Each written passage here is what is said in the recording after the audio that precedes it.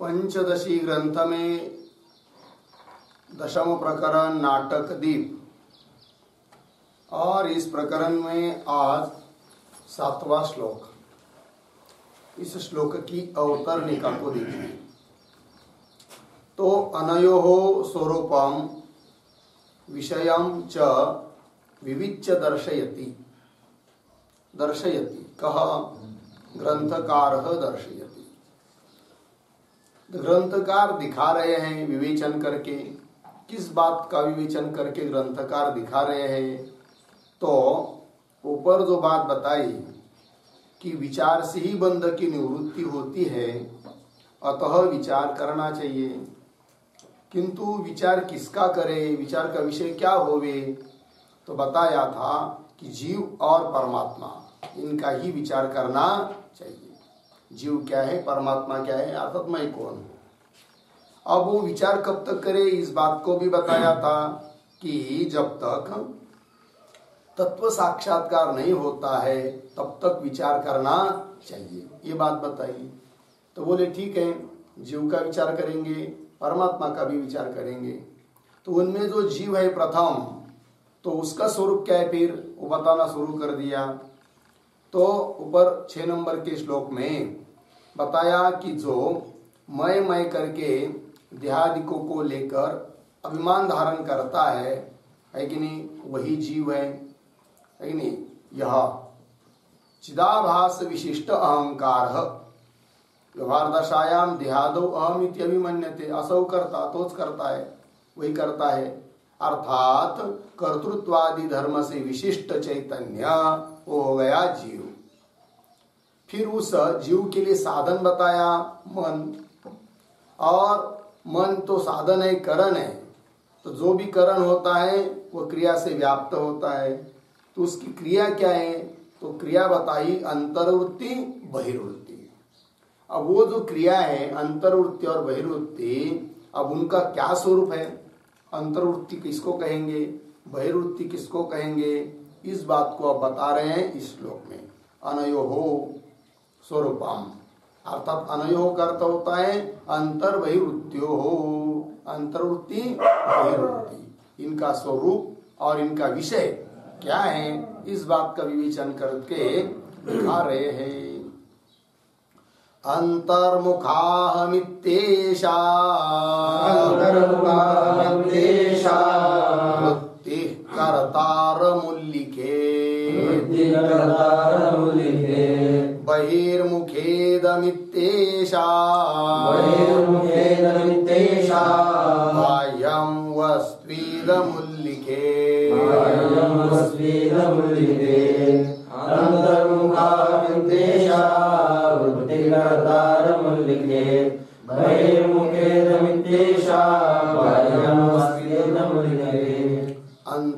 अंतर्मुखा अहम इति एषा वृत्ति कर्तारम उल्लिखेत बहिर्मुखा इदम इति एषा बाह्यम वस्तु इदम उल्लिखेत। ठीक है, अन्वय। अंतर्मुखा अहम वृत्ति, अंतर्मुखा अहम वृत्ति पीछे एषा कर्तारम उल्लिखेत, कर्तारम उल्लिखेत।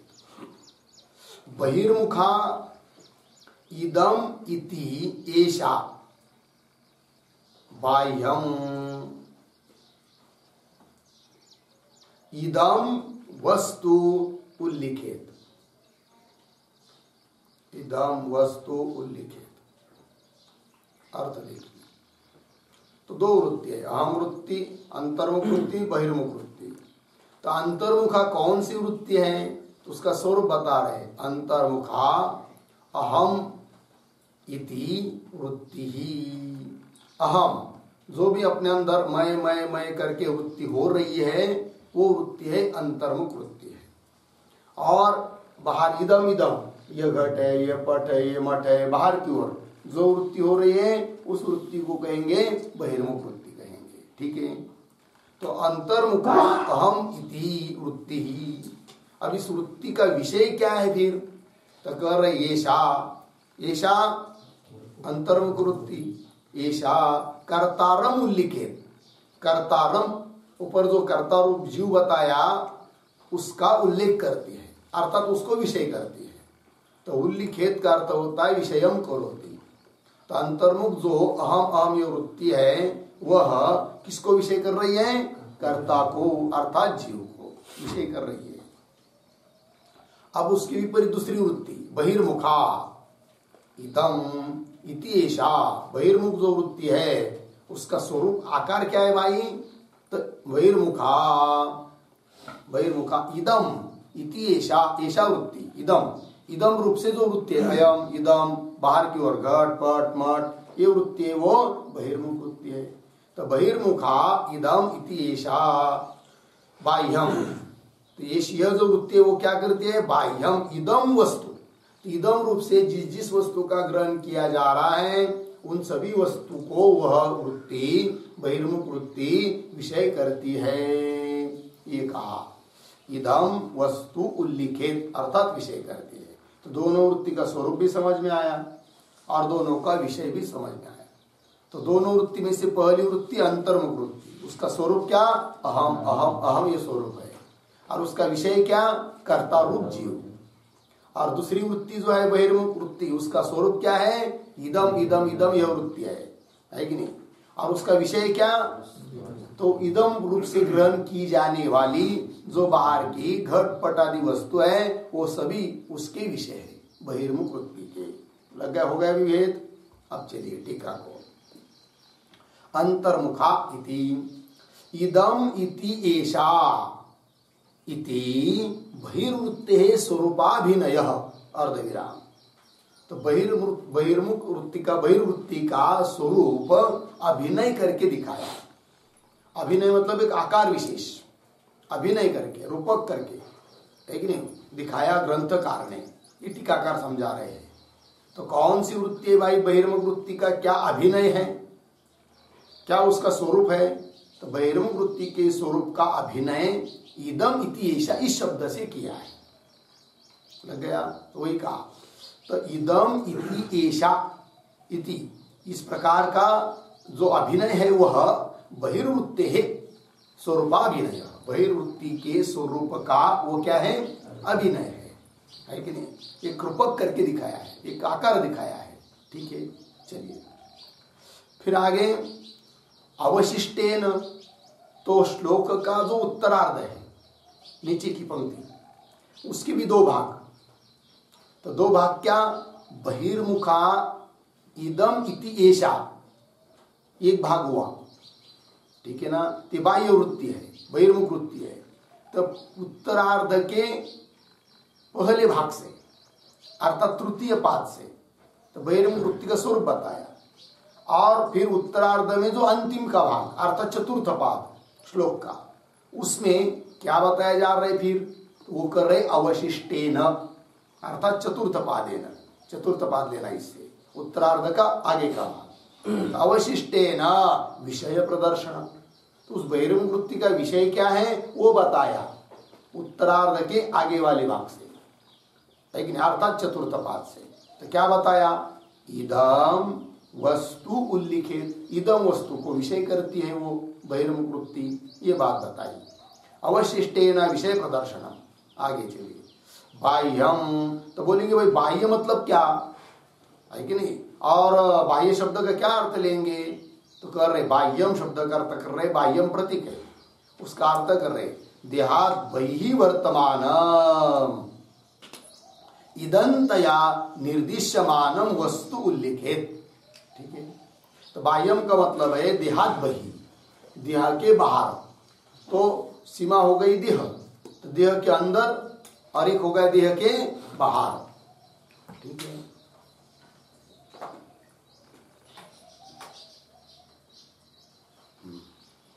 तो देह के अंदर हुई अहम वृत्ति और देह के बाहर हुई कौन?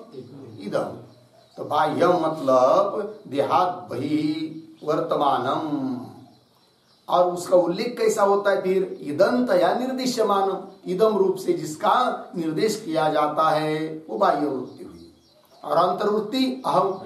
ठीक, आगे चलिए टीका में वस्तु उल्लिखित, ये प्रतीक है, उसका अर्थ कर रहे हैं विषयी कुर्यात इत्यर्थ। इदम वस्तु उल्लिखित ऐसा है ना चतुर्थ पाद का अन्वय, इदम वस्तु का उल्लेख करती है वो, तो मतलब क्या? तो विषय करती है, विषयी कुर्यात इत्यर्थ। ठीक, आगे चलिए।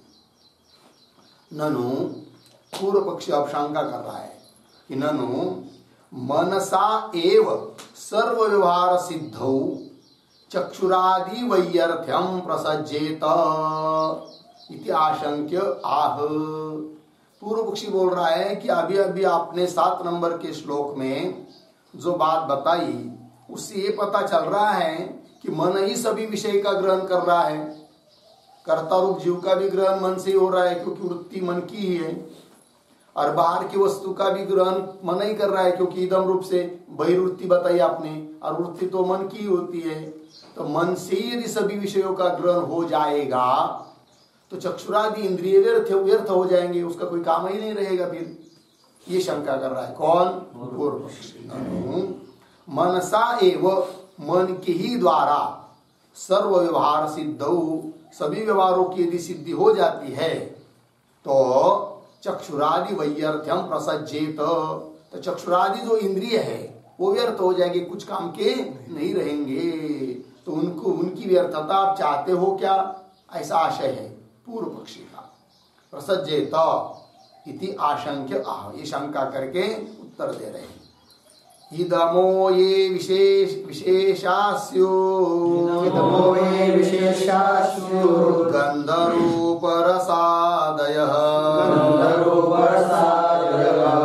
सांकरेण तान् विद्या घ्राणादि इंद्रिय पंचकम् इदमो ये विशेषास्यो गन्धरूपरसादयः असंकरेण तान् विद्यात् घ्राणादिन्द्रियपञ्चकम्।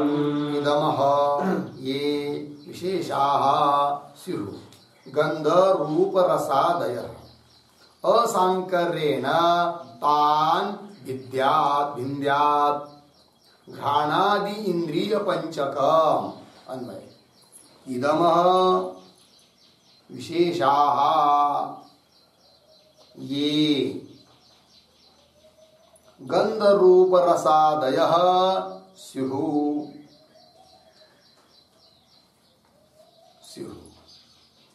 नीचे तान्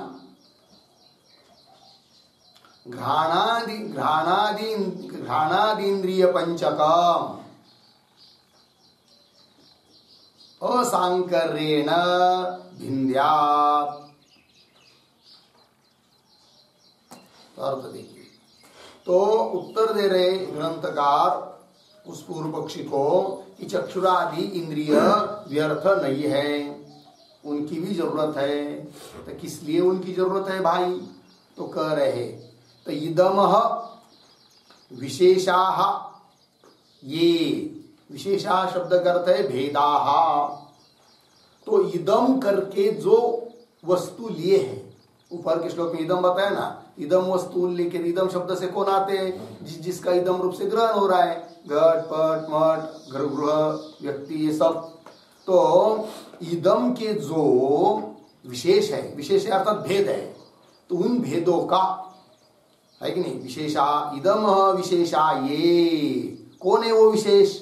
तो उस विशेषों को बता रहे हैं। गंध रूप रसादय, इदम के भेद है, विशेष मतलब भेद है। तो गंध अलग चीज है, रूप अलग चीज है, रस अलग चीज है, तो अलग अलग विषय हुए कि नहीं सब? 5। तो गंध रूप रसादय स्युः तान गंधादि विषयान, तान उन विषयों को अलग अलग रूप से ग्रहण करने के लिए इन 5 इंद्रियों की जरूरत है। क्योंकि मन के द्वारा केवल सामान्य रूप से ग्रहण होता है इदम से, इदम इदम यह है कुछ है करके, किंतु उसको अलग अलग भेद करके ग्रहण करने के लिए इंद्रियों की जरूरत है। चक्षु रहेगा तो रूप का ही ग्रहण करेगा, रसन इंद्रिय रस का ही ग्रहण करेगा, घ्राण इंद्रिय गंध का ही ग्रहण करेगा। इस प्रकार से तो तान घ्राणादि इंद्रिय पंचकम, तान उन विषयों को घ्राणादि इंद्रिय पंचक अर्थात 5 इंद्रिय असांकर्येण भिन्द्यात्। असांकर्यण अर्थात मतलब एक दूसरे के साथ संकर न कराते हुए, अलग अलग एक दूसरे के साथ न मिलाते हुए अलग अलग रूप से इंद्रिय उन विषयों का ग्रहण करते हैं। ये बात बताई असांकर्येण, ठीक है, भिन्द्यात्। टीका इदम इति मनसा इदम इति सामान्य मात्र गृह्यते। मन के द्वारा सब विषयों का ग्रहण हो रहा है, किंतु केवल इदम रूप से, सामान्य रूप से, अलग अलग ये करके ऐसा विशेष रूप से ग्रहण होता नहीं है। तो मनसा इदम इति सामान्य मात्रम गृह्यते, न तो तद विशेष, विशेष मतलब भेद, उसके भेद अलग अलग रूप से ग्रहण मन से होता नहीं है। न तो तद विशेष गंधादि, गंधादि जो अलग अलग विषय है उनका स्पष्ट रूप से मन के द्वारा ग्रहण नहीं होता है। अतः तद्ग्रहणे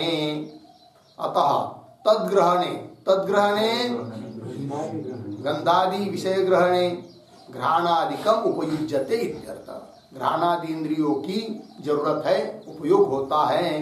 पूर्व पक्षी बोला था घ्राणादि इंद्रिय व्यर्थ हो जाएंगे, तो व्यर्थ नहीं है, उनकी भी जरूरत है, ये बात कही।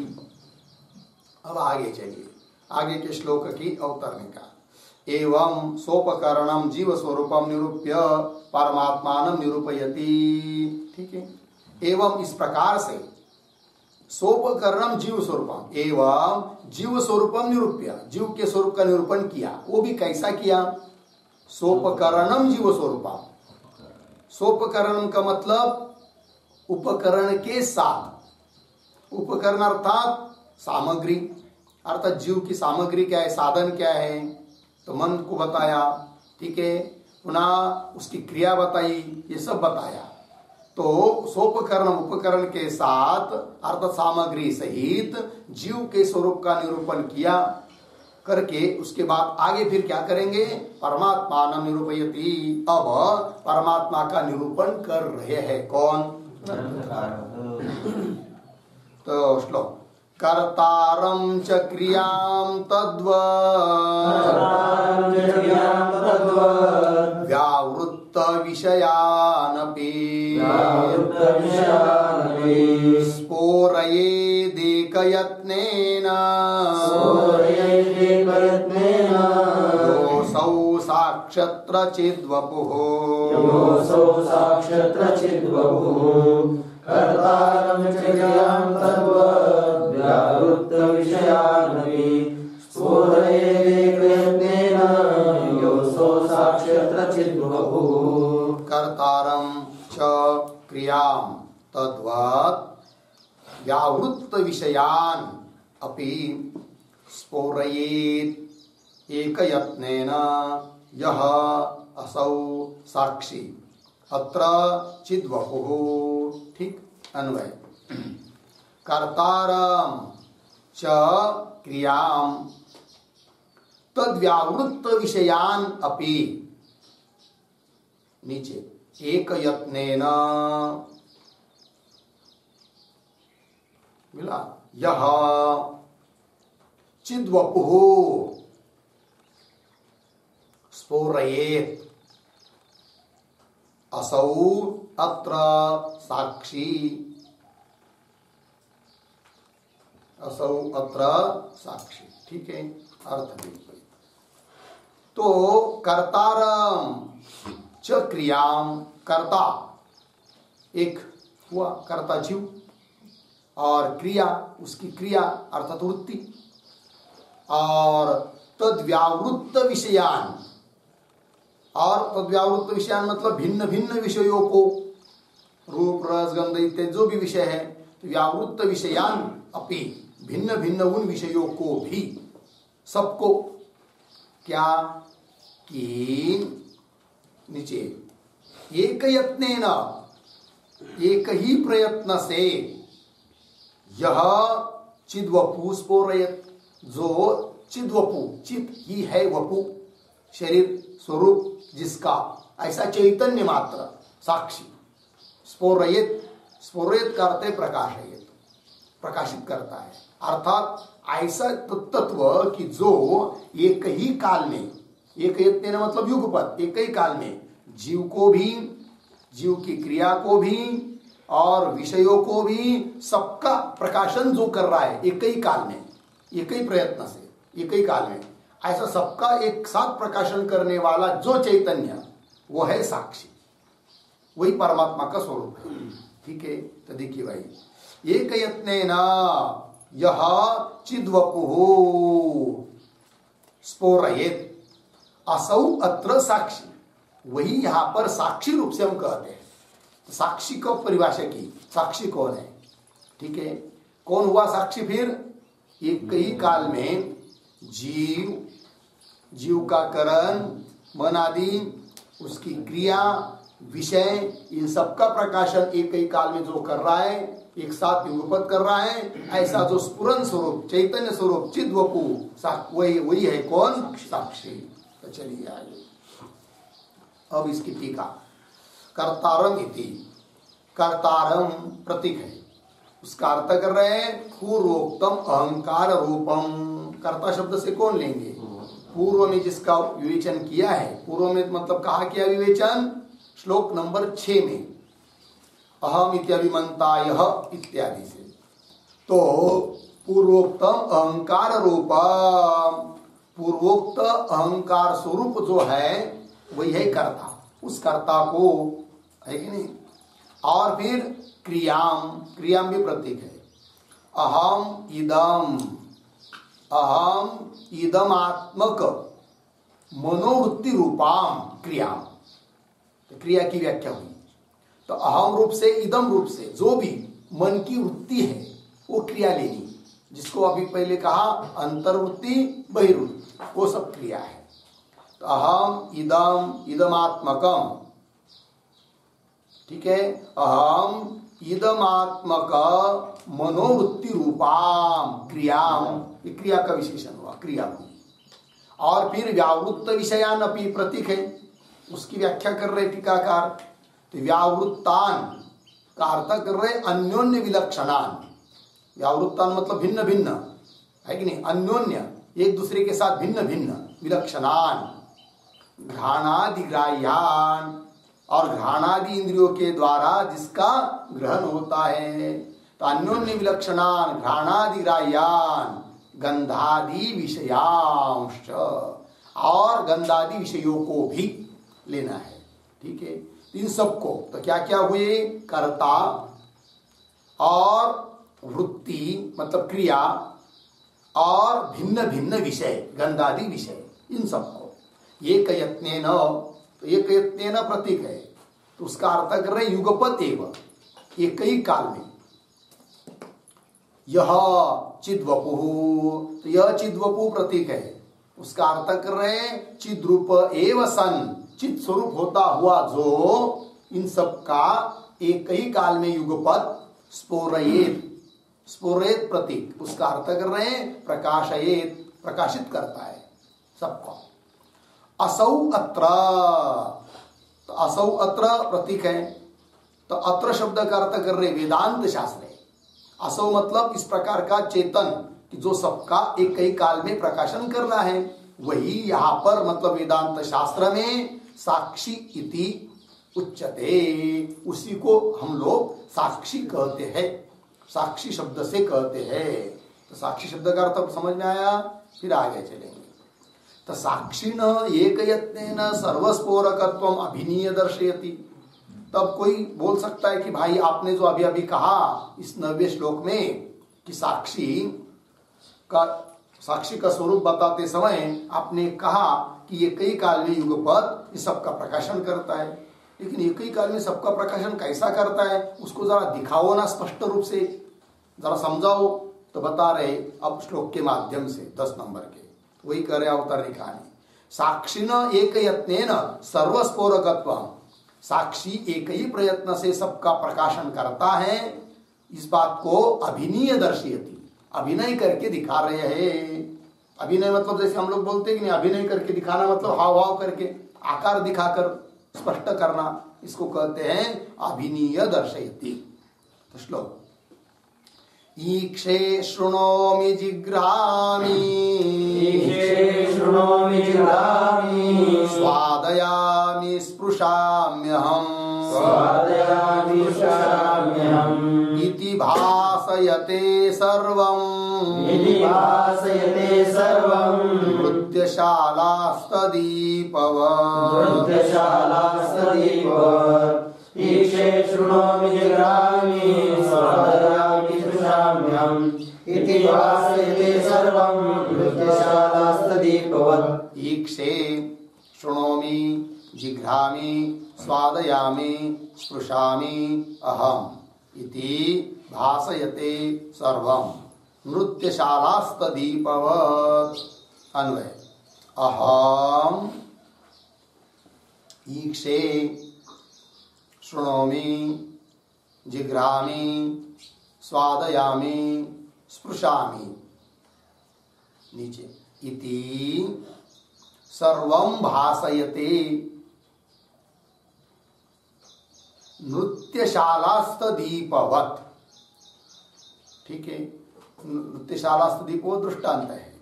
तो देखिए भाई, तो अभिनय करके दिखा रहे अहम इक्षे, ये कृत्य हुई है कि नहीं। दूसरी अहम शृणोमि, अहम जिघ्रामि, अहम स्वादयामि, अहम स्पृशामि। इन पांचों में से कोई एक लेंगे तो उसी से उसमें ही इन सबका प्रकाशन हो जाता है। मतलब किस किस का, कर्ता का, क्रिया का, विषय का, और इन सबका प्रकाशन एक साथ करने वाला जो वही है साक्षी। तो देखिए इति सर्वम भासयते, इन वृत्ति से, ऐसी जो वृत्ति उत्पन्न हो रही कि नहीं, इस वृत्ति से मतलब इसमें सबका प्रकाशन कर रहा है जो वो साक्षी है। सर्वम प्रकाश भासयते, किसकी तरह, नृत्यशालास्तदीपवत्। नृत्यशाला नाटकशाला, वहां रखा हुआ जो दीप दिया वो जैसा उन सभी का प्रकाशन करता है। तो ना वो दीप किसका किसका प्रकाशन करता है, वो दृष्टांत का विवेचन नीचे आ रहा है, स्वयं मूल में ग्रंथकार कर रहे हैं, तो वहां पर देखेंगे। उस प्रकार यह साक्षी वृत्ति का विषय, कर्ता, इन सब का प्रकाशन करता है। कैसे, टीका में देखिए, ईक्षे शृणोमि, तो ईक्षे शब्द प्रतीक है, उसका अर्थ कर रहे हैं रूपम अहम पश्यामि, मैं रूप को देखता हूं, ये उसका अर्थ हुआ ईक्षे का मतलब। तो रूपम अहम पश्यामि इति एवं, तो इस वृत्ति में कौन कौन हुआ भाई, तो अहम मतलब दृष्टा हुआ, ठीक है, कर्ता, और दर्शन रूप क्रिया भी हुई, वृत्ति रूप क्रिया, क्योंकि वृत्ति है ना वो, तो वो भी हुई। और उस वृत्ति में दृश्य जो रूप वो भी आया, तो रूप जो दृश्य है उसका ही प्रकाशन हुआ, वृत्ति रूप क्रिया का ही प्रकाशन हुआ, और अहम के रूप में दृष्टा का ही प्रकाशन हुआ। तो तीनों का प्रकाशन हो रहा है कि नहीं, इन तीनों का भी प्रकाशन जो कर रहा है वही है कौन, साक्षी। तो रूपम अहम पश्यामि इति एवं, इस रूप से दृष्टु, दर्शन, दृश्य। दर्शन शब्द से क्या लेंगे, वृत्ति रूप क्रिया, दृश्य, दृष्टु दर्शन दृश्य लक्षणाम त्रिपुटी, इन त्रिपुटी को एक यत्नेन भासयेत, एक यत्न से, एक प्रयत्न से ही जो भाषित करता है, प्रकाशित करता है।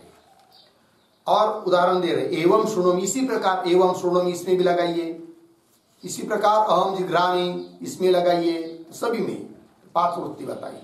एवं शृणोमि इत्यादो अपि योज्यम, अर्थात एवं इस अहम शृणोमि है कि नहीं, शृणोमि इसमें भी दृष्टा, दर्शन, दृश्य तीनों का प्रकाशन होता है। जिघ्रामि इसमें भी दृष्टा, दर्शन, दृश्य सबका प्रकाशन होता है।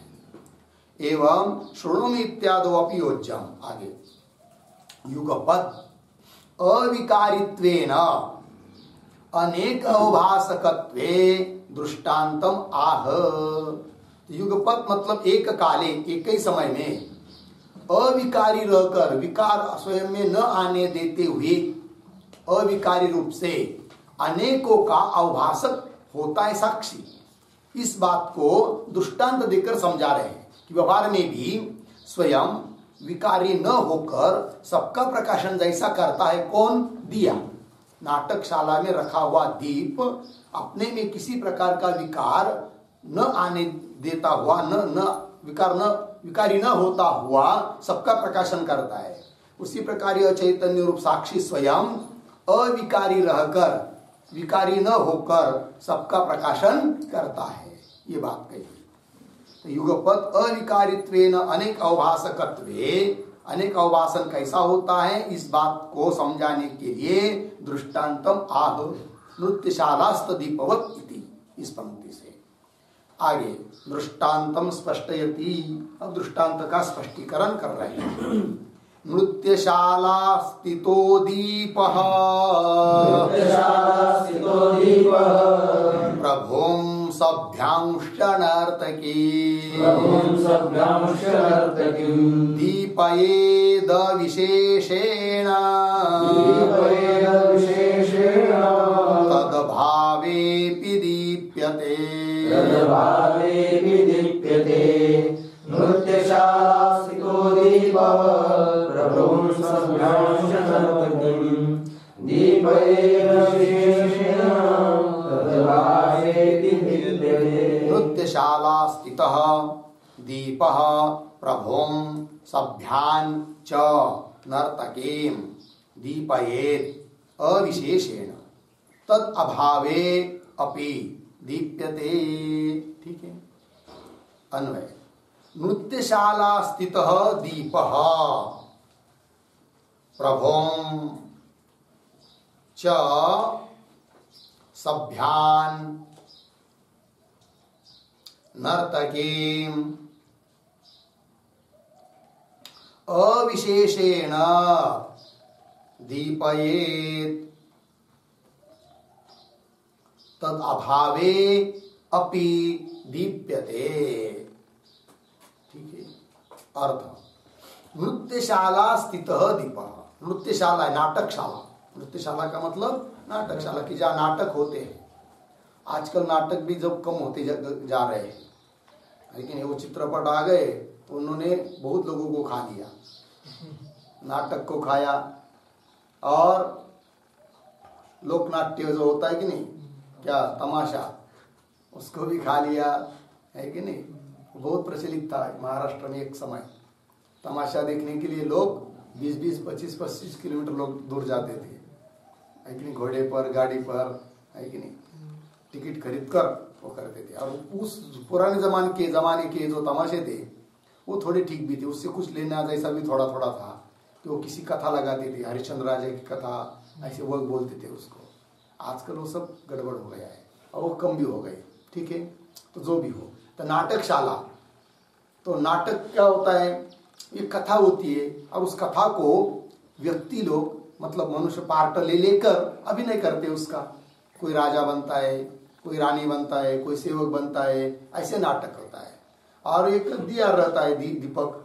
आजकल तो लाइट आ गई इसलिए उसको ही दीपक समझिए, क्योंकि लाइट आने से कारण, बल्ब आने के कारण वो दिया की जरूरत नहीं पड़ती हो, तेल का दिया की। तो जो भी हो, तो वो जो दीपक है वो क्या करता है, सबका प्रकाशन कर रहा है। नाचने वाली स्त्री का, वहां रहे वो जो राजा, उसका सेवक, नाटकशाला, इन सबका प्रकाशन करता है। और ये सब चले भी जाते हैं, शून्य हो जाती है नाटकशाला, तो उस सबके अभाव का भी प्रकाशन करता है कौन? दीपक। उसी प्रकार साक्षी इस सबका प्रकाशन करता है। मन का, मन की वृत्ति का, अहंकार का, वृत्ति के विषय का, सबका प्रकाशन एक काल में करता है। अरे कुछ भी नहीं रहे तो उनके अभाव का भी प्रकाशन करता है। इस प्रकार प्रकाशन करने वाला जो चैतन्य है वो साक्षी है। इस बात को समझाने के लिए बात चल रही है। ठीक है। तो देखिए भाई, तो कहाँ चल रहे हैं 11वां श्लोक ना। तो नृत्यशाला स्थित दीप प्रभुम, प्रभुम का अर्थ होता है सभापति, वहां की सभा का जो मुख्य होगा। ठीक है। च सभ्यान, सभ्यान का अर्थ है दर्शका, दर्शकान, दर्शक लोग, देखने वाले, है कि नहीं, उनको भी प्रकाशित करता है वो दिया। और नर्तकीम, नाचने वाली जो स्त्री, उसको भी प्रकाशित करता है। अविशेषेण दीपयेत, अविशेषण समान रूपेण, समान रूप से सबका प्रकाशन करता है। विशेषण मतलब विशेष रूप से, है कि नहीं, और अविशेषण मतलब सामान्य रूप से सबका एक साथ प्रकाशन करता है। अविशेषेण दीपयेत प्रकाशयेत, अर्थात अभावे अपि, ये सब चले जाते हैं तो उनके अभाव को भी दीप्यते अर्थात प्रकाशित करता है। कौन? दिया, दीप। टीका, अविशेषेण प्रतीक है, उसका अर्थ कर रहे हैं प्रभु प्रभुवादि विषय विशेष अवभासमानाय वृद्ध्यादि विकारम अंतरेण इति यावत। ठीक है, तो प्रभुवादि, आदि शब्द से बाकी सब लेने हैं, तो प्रभु हुआ, सभ्य लोग हुए, नर्तकी हुई, सब।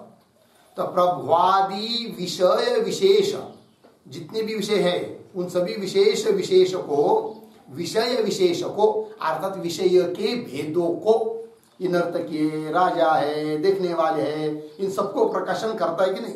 तो वही, तो प्रभुवादि विषय विशेष अवभासनाय, उन सबका प्रकाशन करने के लिए वृद्ध्यादि विकारम अंतरेण, है कि ना, अवभासनाय वृद्ध्यादि विकारम अंतरेण इति यावत, मतलब स्वयं में बढ़ता नहीं है वो दीपक, नहीं भाई अब राजा का प्रकाशन कर रहा है थोड़ा बढ़ू, अब लोग सभ्य लोगों का प्रकाशन कर रहा है थोड़ा कम हो, ऐसा कुछ होता नहीं है। तो वृद्ध्यादि विकारम, उसमें वृद्धि इत्यादि बढ़ना घटना इत्यादि विकार नहीं होता है, उस विकार के बिना ही स्वयं अपने स्वरूप में रहता हुआ ही सबका प्रकाशन करता है दीपक, दीप। अंतरेण इति यावत लग गया। अब चलिए दार्ष्टान्तिके योजयति, अब दार्ष्टान्त में घटा रहे, दृष्टांत को समझाया, दार्ष्टान्त को जोड़ रहे, दार्ष्टान्त में जोड़ रहे। अहंकारं धियं साक्षी, अहंकारं धियं साक्षी, विषयानपि भासयेत्, विषयानपि भासयेत्, अहंकाराद्य भावेपि, अहंकाराद्य भावेपि, स्वयं भात्येव पूर्ववत्, स्वयं भात्येव पूर्ववत्। अहंकारं धियं साक्षी, विषयानपि भासयेत्, अहंकाराद्य भावेपि, स्वयं भात्येव पूर्ववत्। अहंकारं धियं साक्षी विषयान् अपि भासयेत्, अहंकारादि अभावे अपि स्वयं भाति एव पूर्ववत्। अन्वय, साक्षी अहंकारं धियं विषयान् अपि भासयेत्,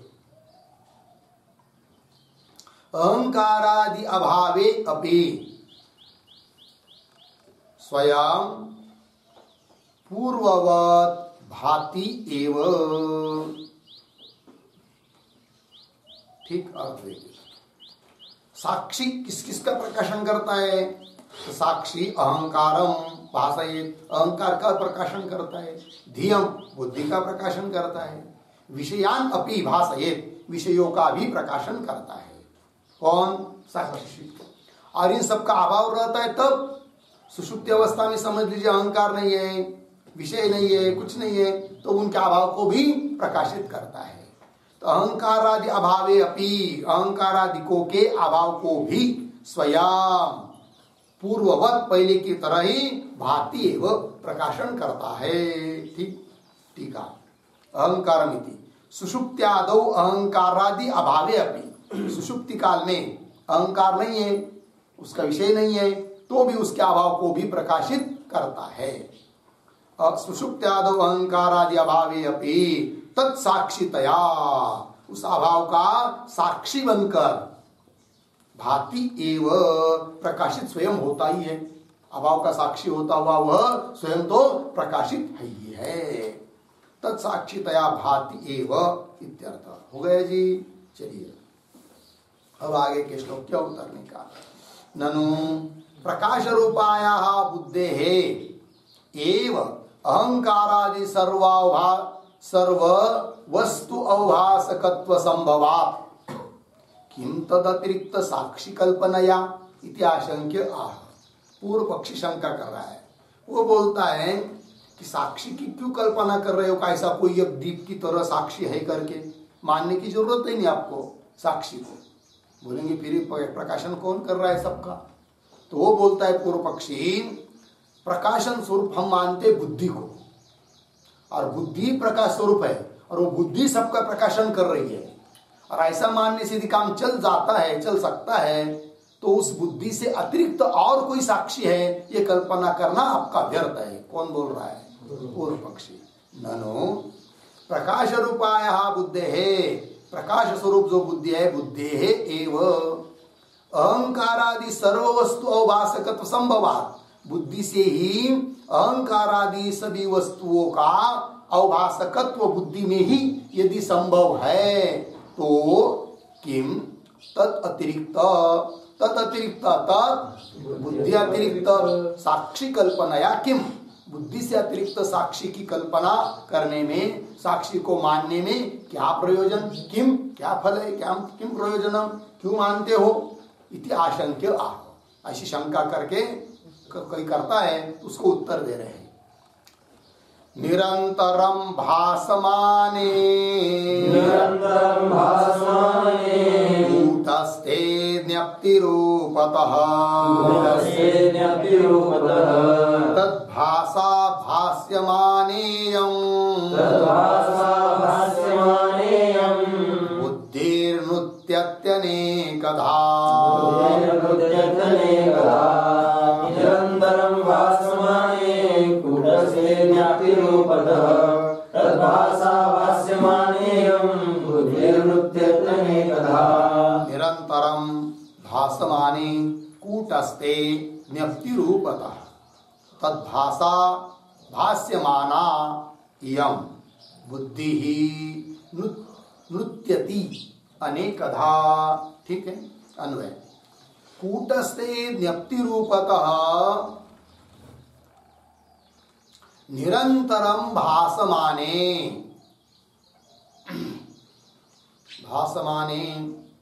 इयं बुद्धिः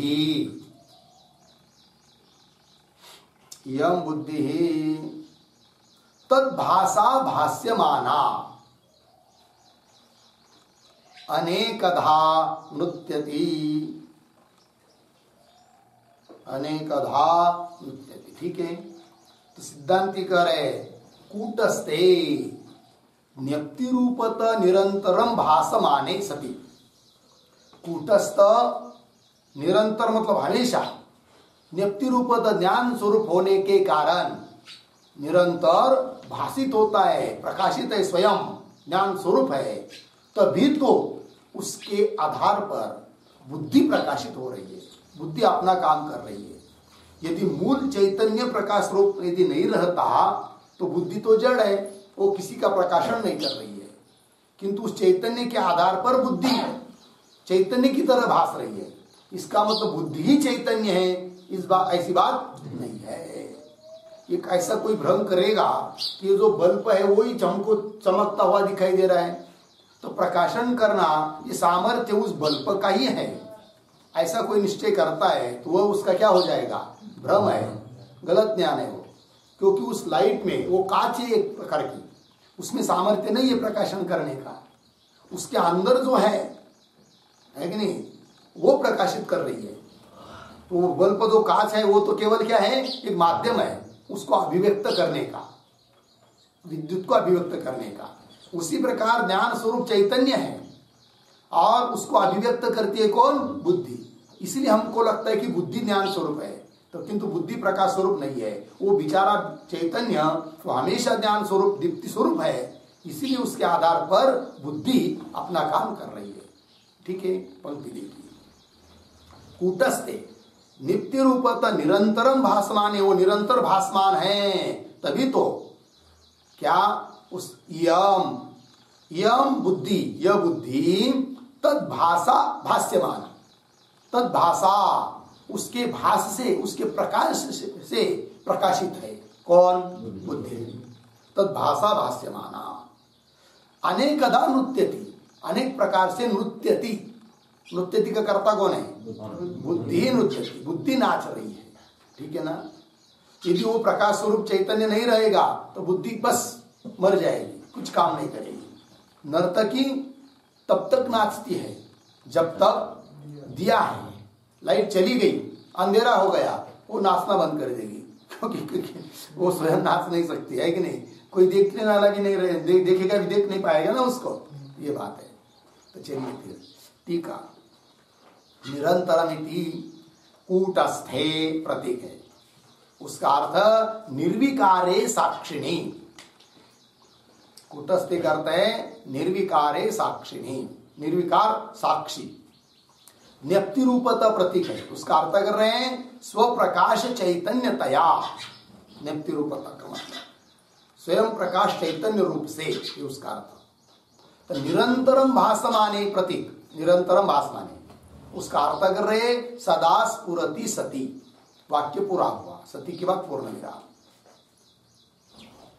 तब देखिए, तो कूटस्थ मतलब निर्विकार साक्षी रूप स्वप्रकाश चैतन्यतया, स्वयं प्रकाश चैतन्य रूप से सदा स्फुरित होता है कौन? कूटस्थ साक्षी चैतन्य। ऐसा होने पर, ऐसा वो है तभी तो आगे यम बुद्धि ही तद्भाषा, यह बुद्धि तद्भाषा, तद्भाषा का अर्थ कर रहे हैं तस्य साक्षिणः स्वरूप चैतन्येन, उस साक्षी के स्वरूप चैतन्य से, साक्षी रूप चैतन्य से भासमाना अर्थात प्रकाशमाना, कौन? बुद्धि प्रकाशित हो रही है। तो प्रकाशमाना एव अनेकधा, अनेकधा प्रतीक है, तो अनेक रूप से वो नृत्यति, नाचती है। तो कैसे अनेक रूप से नाचती है? तो उसका स्पष्टीकरण कर रहे हैं। अनेकधा का मतलब घटोयम पटोयम इत्यादि ज्ञानाकारेण नृत्यति विक्रियते, विक्रियते विकार को प्राप्त होती है कौन? बुद्धि। अनेक रूप से, अनेक रूप से उदाहरण अयम घट अयम पट अयम मठ, यह घट है यह पट है यह मठ है, इस रूप से अनेक रूप से विकार को धारण करती है कौन? बुद्धि। लेकिन कब? उसका प्रकाशन करने वाला अधिष्ठान भूत साक्षी चैतन्य है, स्वयं प्रकाशमान, तभी ये बुद्धि कार्य कर रही है। आगे अयम भाव तात्पर्य बता रहे, यतः बुद्धे विकारितया, जिस कार्य, यतः मतलब इस कारण से कि बुद्धे विकारितया, बुद्धि विकारी होने से, जड़त्वात्, बुद्धि जड़ है। जड़ क्यों है बुद्धि? हाँ, तो बुद्धे है विकारितया जड़त्वात्, तो जड़त्व में हेतु विकारी, विकारी है इसलिए वो जड़ नहीं, जड़ है अतः स्वतः स्फूर्ति उसमें नहीं है। जड़ वस्तु में स्वतः स्फूर्ति नहीं होती है, तो स्वतः स्फूर्ति उसमें क्यों नहीं है? जड़ है। जड़ क्यों है? विकारी। यतः बुद्धि विकारितया, विकारी होने से, जड़त्वात् जड़ है, और जड़ होने से स्वतः स्फूर्ति राहित्यम, स्वतः उसमें स्फूर्ति नहीं है, राहित्यम। अतः, अतः स्वतः स्फूर्ति न होने के कारण तद अतिरिक्त, तद अतिरिक्त तद बुद्धि, बुद्धि से अतिरिक्त सर्वावभासक साक्षी अभ्युपगंतव्य, सबका अवभाषक, सबका प्रकाशन करने वाला साक्षी मानना ही पड़ता है, स्वीकार करना ही पड़ता है, स्वीकार करना ही चाहिए। लग गया अर्थ? साक्षी अभ्युपगंतव्य इति। आगे उक्तम अर्थम श्रोत्र बुद्धि सौकर्याय नाटकत्वेन निरूपयति। अब जो ऊपर बताया हुआ जो अर्थ है कि नहीं, उस अर्थ को सुलभ करने के लिए श्रोत्र बुद्धि सौकर्याय, सुनने वाले की बुद्धि में सुलभता से उस विषय को बिठाने के लिए नाटकत्वेन निरूपयति, नाटक रूप से उसका निरूपण कर रहे हैं। अहंकार प्रभु सभ्या, अहंकार प्रभु सभ्या विषया नर्तकी मतिः, विषया नर्तकी मतिः तालादिधारिण्यक्षाणि, तालादिधारिण्यक्षाणि दीपः साक्ष्यवभासकः, दीपः साक्ष्यवभासकः। अहंकार प्रभु सभ्या विषया नर्तकी मतिः तालादिधारिण्यक्षाणि दीपः साक्ष्यवभासकः। अहंकारः प्रभुः सभ्याः विषयाः नर्तकी मतिः, तालादिधारिण्यः धारिणी अक्षाणी दीपः साक्षी अवभासकः। अन्वय अहंकारः प्रभुः विषयाः सभ्याः मतिः नर्तकी। नीचे अक्षाणी तालादिधारिणी अवभासकः साक्षी दीपः। ठीक है, अब देखो भाई, तो जैसे उस नाटकशाला में और पार्ट लिए हुए बहुत सारे व्यक्ति रहते हैं, उस प्रकार यहाँ पर भी सब नाटक ही हो रहा है अपने शरीर के अंदर भी। तो कौन कौन क्या क्या रूप है तो बता रहे हैं। तो अहंकार प्रभु, इस शरीर में जो अहंकार है कि नहीं, वो प्रभु मतलब स्वामी है, मालिक है, राजा की तरह है। ठीक है, प्रभु। और विषया सभ्या, शब्द स्पर्श रूप रसगंध, ये क्या है, सब विषय, तो सभ्य है, मतलब नाटक देखने वाले लोग जैसे होते हैं कि नहीं, जिसको सभ्य कहते हैं, उस प्रकार विषय ये हुए सभ्य, विषया सभ्या। और मति नर्तकी, तो नर्तकी नाचने वाली स्त्री कौन है, मति अर्थात बुद्धि, मति ही नर्तकी। और अक्षाणी, अक्षाणी इंद्रियाणी क्या है, तालादिधारिणी है कि नहीं। जैसे तालधारी लोग होते कि नहीं, वो नाच रही है, और ताल धारण करने वाले, ताल बजाने वाले लोग होते हैं, उस प्रकार वो कौन है, अक्षाणी अर्थात इंद्रिय, अक्षाणी तालादिधारिणी। और अवभासक साक्षी दीप, और इन सबका प्रकाशन करने वाला है कि नहीं, साक्षी वो दीप की जगह है, दिया की जगह है, कौन, साक्षी। ठीक है जी, तो बता दिया कौन कौन क्या क्या है करके। तो टीका देखिए, अहंकार इति विषय भोग साकल्य वैकल्य अभिमान प्रयुक्त हर्ष विषादवत्वात् नृत्याभिमानी प्रभुतुल्यत्वम अहंकारस्य। अहंकार को प्रभु कह दिया, तो अहंकार को प्रभु क्यों कह दिया भाई, तो उसका बता रहे। तो जैसे वहां पर नाटकशाला में जो मालिक रहता है, राजा आदि, वो क्या होता है, नर्तकी आदि सब व्यवहार अच्छे करते सब तो खुश हो जाता है, और यदि ठीक नहीं करते तो नाराज हो जाता है, दुखी हो जाता है। उस प्रकार अहंकार भी है, इसलिए अहंकार को कह दिया प्रभु की स्थान पर। ठीक है, देखो विषय भोग साकल्य, साकल्य अर्थात संपूर्णता, व्यवस्थित रूप से विषय की यदि प्राप्ति होती है तो अहंकार रूप राजा क्या हो जाता है, खुश हो जाता है। तो विषय भोग साकल्य, और यदि वैकल्य रहता है विषय भोग में, तो वैकल्य मतलब असंपूर्णता, विषय को पूरे पूर्ण रूप से वो भोग नहीं कर पाता है, तो बेचारा क्या हो जाता है, दुखी हो जाता है कि नहीं। तो विषय भोग साकल्य वैकल्य अभिमान प्रयुक्त, वो अभिमान धारण करता है, वाह वाह बहुत बढ़िया अच्छे विषय मिल गए, और नहीं मिले तो फिर दुखी होता है। तो अभिमान प्रयुक्त, उस अभिमान से प्रयुक्त कौन, हर्ष विषाद है कि नहीं। तो विषय भोग का साकल्य होता है तो उसका अभिमान हो जाता है उसको, और अभिमान हुआ तो हर्षित होता है। और विषय भोग में यदि विकलता रही, अपूर्णता रही, तो उससे प्रयुक्त होता है कौन, विषाद, खेद होता है। ठीक है, तो हर्ष विषाद वत्वात्, और हर्ष विषाद वाला है वो कौन, अहंकार, इसलिए उसको प्रभु कह दिया।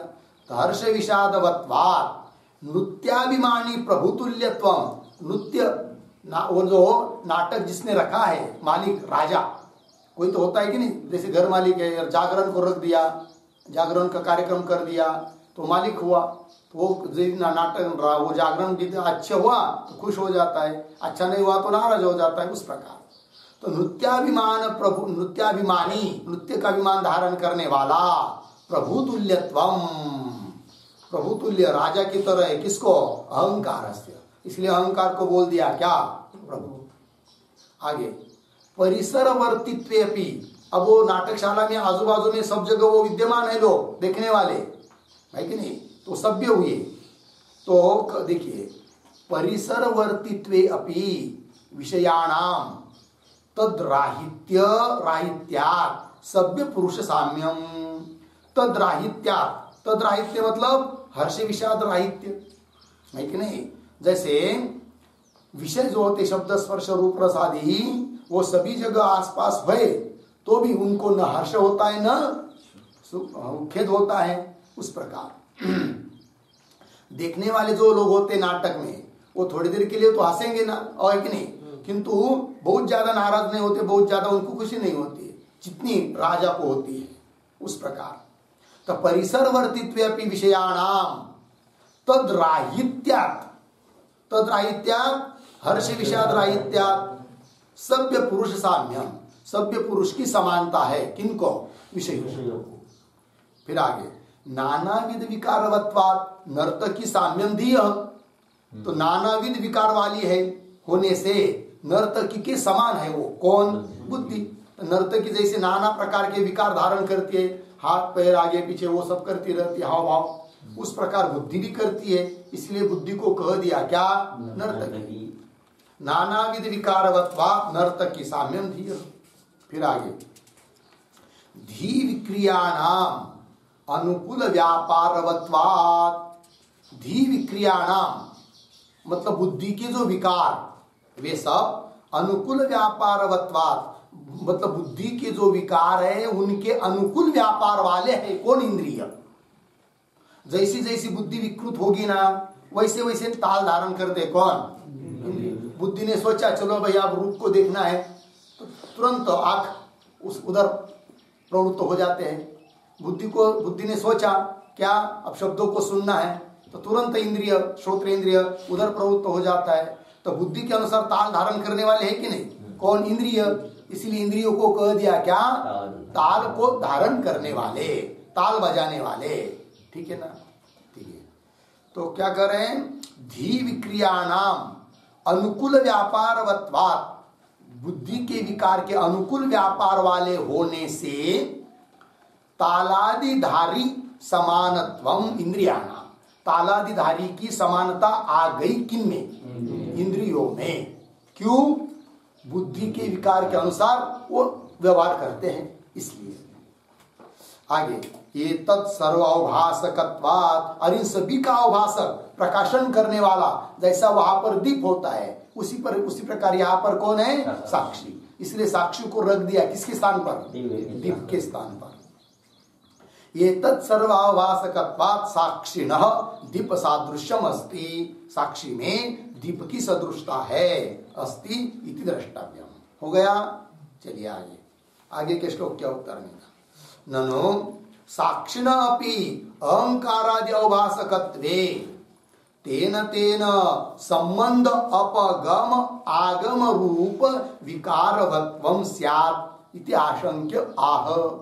पूर्व पक्षी शंका कर रहा है, पूर्व पक्षी शंका भी इस बात को लेकर कर रहा है कि जैसे ऊपर बताया कि दिया अविकारी रहते हुए सबका प्रकाशन करता है, उसी प्रकार साक्षी भी स्वयं किसी भी प्रकार से विकृत न होकर सबका प्रकाशन करता है। ये बात कही ना, तो उस पर पूर्व पक्षी बोलता है ऐसा कैसा, साक्षी में भी विकार आना चाहिए, ये बोल रहा है कौन, पूर्व पक्षी।